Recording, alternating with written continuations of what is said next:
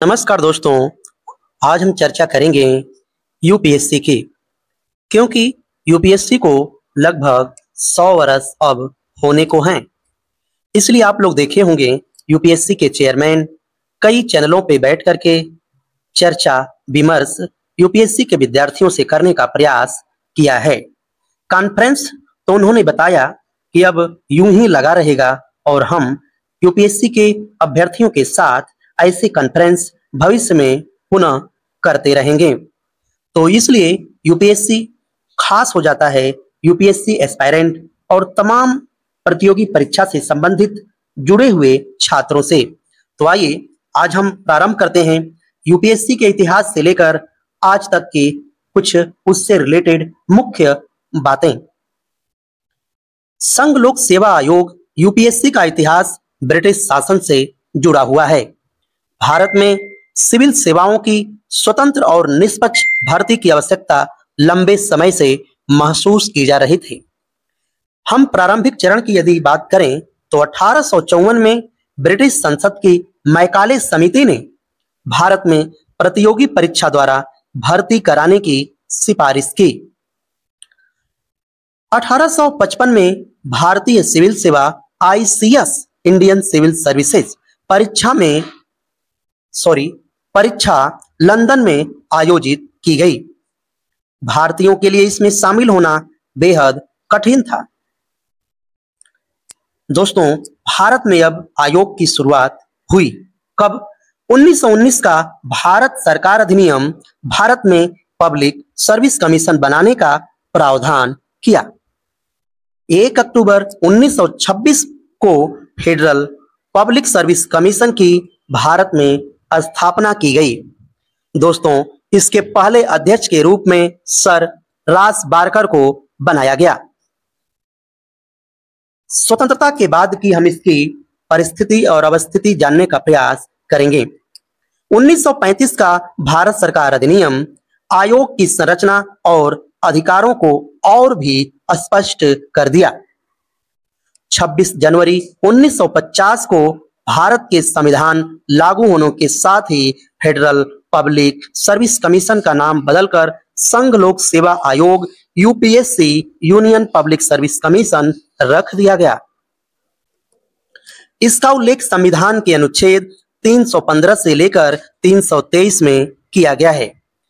यदि इसकी वर्तमान परिस्थिति की हम चर्चा करें तो यूपीएससी अब आईएएस, आईपीएस, आईएफएस, रक्षा सेवाएं, केंद्रीय सेवाएं। यदि हम यूपीएससी संस्था की स्थापना और उसकी शक्ति पर चर्चा करें तो वह इस प्रकार होगी।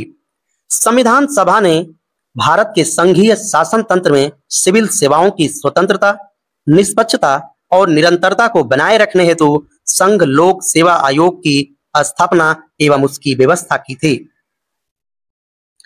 हम इसकी संवैधानिक आधार की यदि चर्चा करें तो यूपीएससी की स्थापना शक्ति अनुच्छेद 315 से 323 में दी गई है। आप लोग अभी इसका आकलन और अनुमान लगाया है।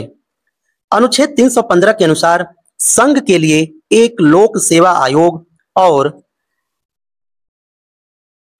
प्रत्येक राज्य के लिए एक राज्य लोक सेवा आयोग या 2 अथवा अधिक राज्यों के लिए संयुक्त लोक सेवा आयोग की व्यवस्था की जा सकती है। यदि इसकी नियुक्ति और संरचना पर हम प्रकाश डालें तो यूपीएससी के अध्यक्ष व सदस्यों की नियुक्ति भारत के राष्ट्रपति के द्वारा की जाती है। उनकी सेवा शर्तें व कार्यकाल भी संविधान में सुरक्षित हैं। अध्यक्ष व सदस्य का कार्यकाल 6 वर्ष या 65 वर्ष की आयु जो भी पहले हो निर्धारित की गई है। यदि इनकी हम शक्तियां और कार्य पर नजर डालें तो यूपीएससी की कुछ मुख्य शक्तियां और कार्य हैं। संघ व राज्य सेवाओं की भर्ती हेतु परीक्षा आयोजित करना, सेवाओं में नियुक्ति, पदोन्नति, स्थानांतरण संबंधी परामर्श देना, अनुशासनात्मक कार्यवाही पर सरकार को परामर्श देना, राष्ट्रपति अथवा राज्यपाल द्वारा सौंपे गए अन्य कार्य करना, आयोग के सदस्यों की स्वतंत्रता सुनिश्चित करने के लिए उनकी सेवा शर्तें बदली नहीं जा सकती हैं। उन्हें केवल सर्वोच्च न्यायालय के अनुशंसा पर ही राष्ट्रपति हटा सकते हैं, जिससे उनकी स्वायत्तता बनी रहती है। हम यदि उनके महत्व पर प्रकाश डालें तो यूपीएससी भारतीय प्रशासनिक व्यवस्था का वर्तमान में मेरुदंड बन गया है।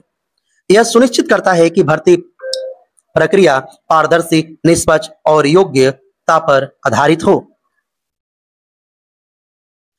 हम यदि संपूर्ण इस पर नजर डालें तो यूपीएससी ने भारत के लिए क्या किया और क्या वर्तमान में भूमिका अदा कर रही है, तो वह इस प्रकार हम कह सकते हैं। संघ लोक सेवा आयोग यूपीएससी भारत की सबसे महत्वपूर्ण और विश्वसनीय संवैधानिक संस्था है, जो प्रशासनिक सेवाओं में निष्पक्षता, योग्यता और पारदर्शिता सुनिश्चित करती है। इसका इतिहास औपनिवेशिक काल से प्रारंभ होकर स्वतंत्र भारत में एक लोकतांत्रिक स्तंभ के रूप में विकसित हुआ है। यूपीएससी न केवल योग्य अधिकारियों की भर्ती करता है, बल्कि यह भारत की संविधान प्रदत्त मूल्यों, सुशासन और संघीय ढांचों की भी रक्षा करता है। यूपीएससी के विषय में हम जितना कहें वह कम ही होगा, क्योंकि भारत में नीतियां बनाने और उसे लागू करने के लिए यदि एक जिम्मेदार अफसरशाही की यदि हम चर्चा करें तो वह एक और मात्र एक यूपीएससी ही है। यूपीएससी का इतिहास 1926 से आरंभ होकर 1950 में एक संवैधानिक संस्था के रूप में जो विकसित हुआ था, आज यह भारतीय प्रशासनिक व्यवस्था का रीढ़ बन गया है। दोस्तों, ऐसी ही वीडियो देखने के लिए हमारे चैनल को लाइक करें, शेयर करें, सब्सक्राइब करें। थैंक यू, धन्यवाद।